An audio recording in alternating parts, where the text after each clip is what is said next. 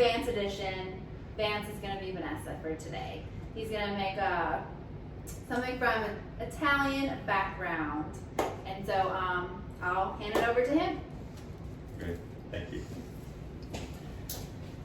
So what I'm going to be making today is actually a recipe from my godmother, passed down from my mother and passed down to me. It is called a white baked ziti. It's again, it was a recipe that's been passed down. It's the Italian version of macaroni and cheese, I guess you could say. And for those of you who know my stance on a lot of wheat products and carbohydrate, you might be thinking, why is he doing this recipe? Because it was a family recipe and it's really good.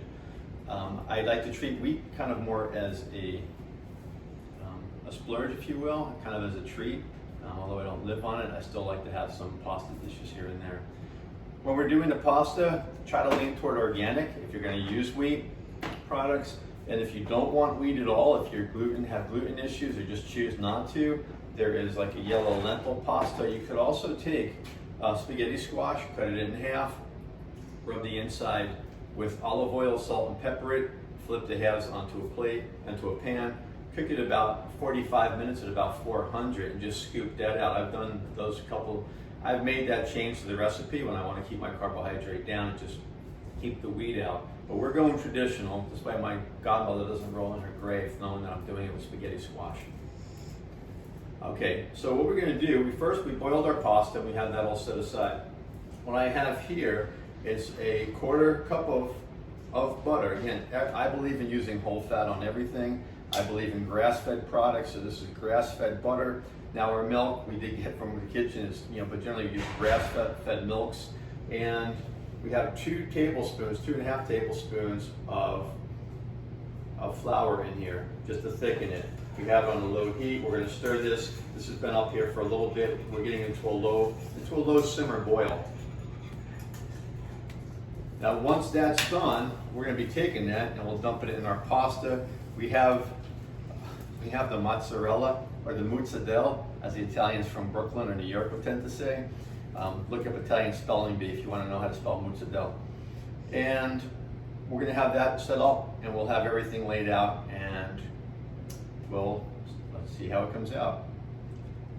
Okay, so this is thickened up nicely, so we're going to take this and we are going to dump it over our pasta.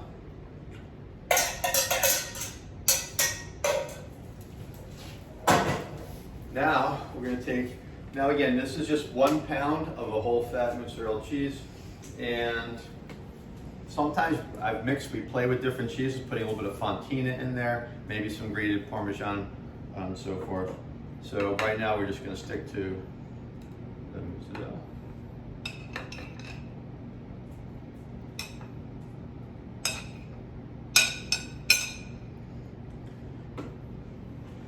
Okay, now, where's my... All right, I'm just gonna mix that in real good.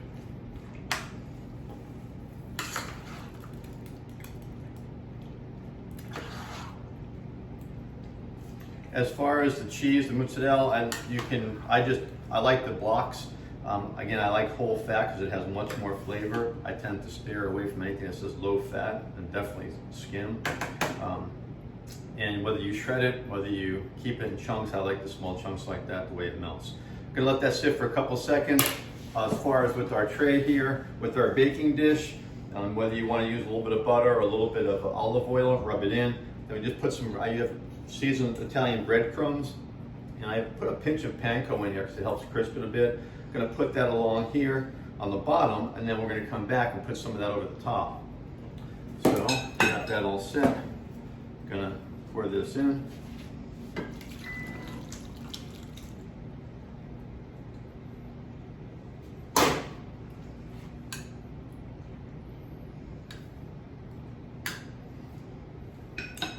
And we grab my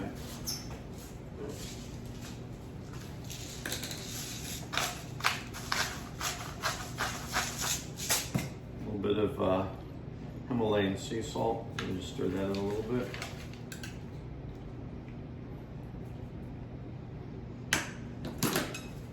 And again, a little bit more breadcrumbs on the top, helps crisp up the top. Now in the oven, I'm going to put this on 350 for about 25 minutes.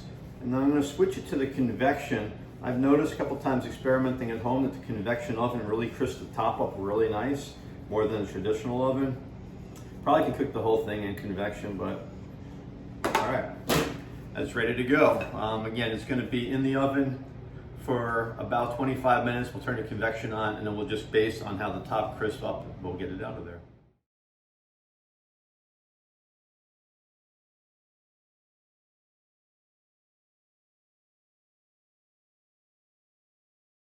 Okay, so we baked it for 40 minutes, and we actually just kept it in the regular oven, didn't even go to convection.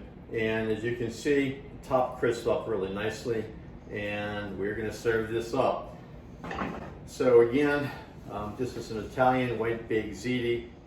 We will have the recipe in the description.